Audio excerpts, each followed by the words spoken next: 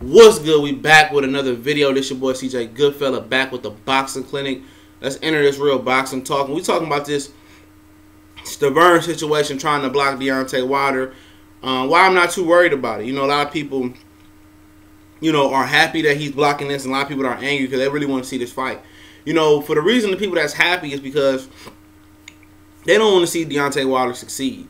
They would never thought that the day would come that Deontay Wilder would pick a fight like this. They call him a cherry picker, wasting TV time, all that shit. You know, they've been holding him his whole career for no apparent reason because he wants to. He started boxing late. He moving slow. That's his prerogative. You know, a lot of other boxers move slow in their career. Triple G, look, slow as fuck. But at the end of the day, they don't want to see him do any good. They don't want to see him succeed because they don't have nothing to hate about. And the people that do want to see this fight, like myself, want to see him tested. You know, it's a good fight. It's another hell of a way to kick off the fall with another banger in 2017.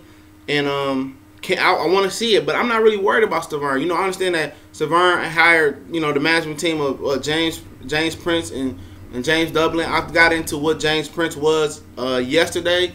This is a more in-depth, detailed video on this situation of Stiverene trying to block it, other than me putting it in a 5-minute video.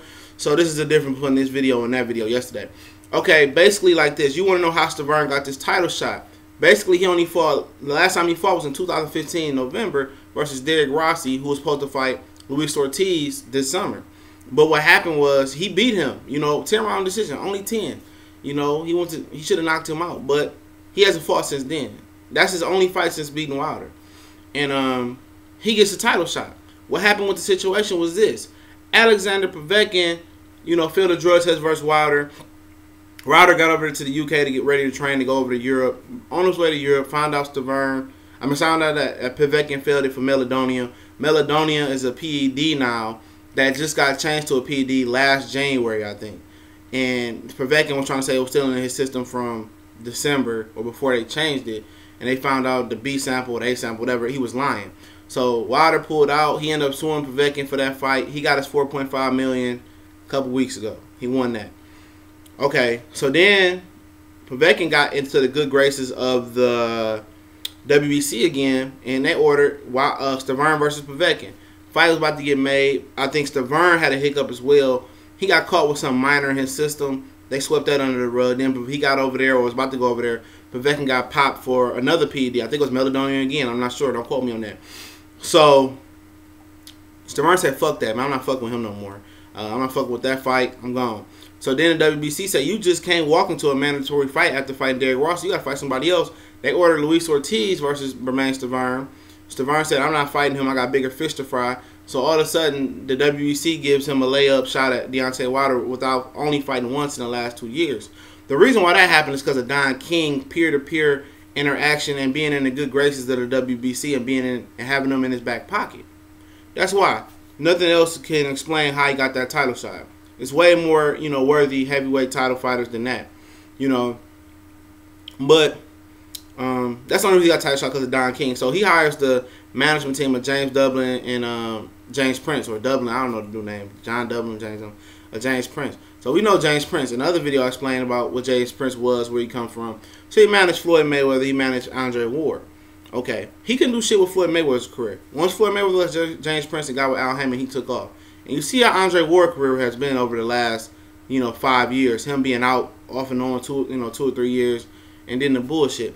So people are acting like, oh, James Prince gonna shut this down. At the end of the day, it's nothing he can do. He's a manager. He manages a fighter. He manages not a promotional, not a fight. He manages a fighter, a boxer. It's nothing they can do. They can do this legal hoopla shit they want to and try to hold this fight up. But at the end of the day, if Al Haymon and Don King are discussing step-aside money, guess what? It's going to happen. He's going to step aside because at the end of the day, Don King loves the dollar. He's going to take his money. He's going to make sure Stiverene got some money to survive on. And he's going to make another fight with Stiverene if he wants to stay busy. And James Prince will get paid handsomely as well. And it's nothing he can do. Because if he can, like, oh, Don King, I didn't tell Don King to go talk step-aside money. Well, you don't have to. He's your promoter. James Prince is not your promoter. So if you got a problem with your promoter, what that telling you? Okay, he going to want to breach a contract, right? So what happened when you trying to break away from a promoter? You got to go to litigation. You got to go to the state where the contract is bonded at.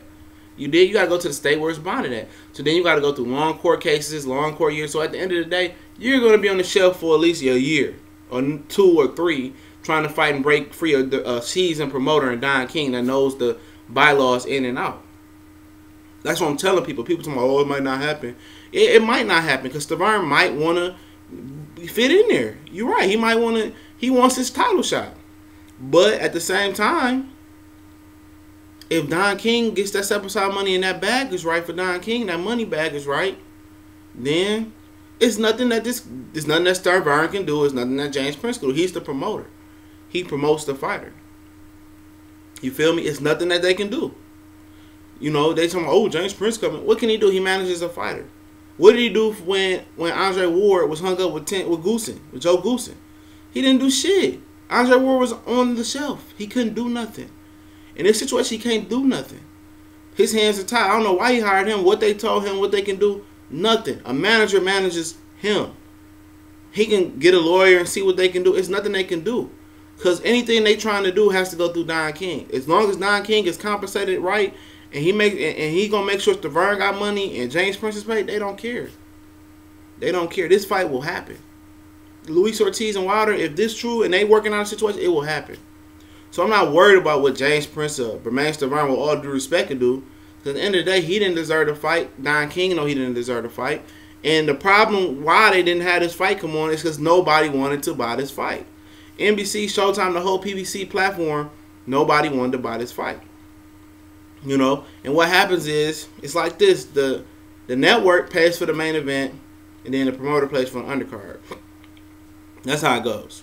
And, you know, it'll be a good situation. Hopefully Ortiz and Wilder fight and they get it on. I'm not worried about Stiverene one bit. He has no juice, no pull. As long as Don King is hell-bent on discussing a step-aside contract. But we go.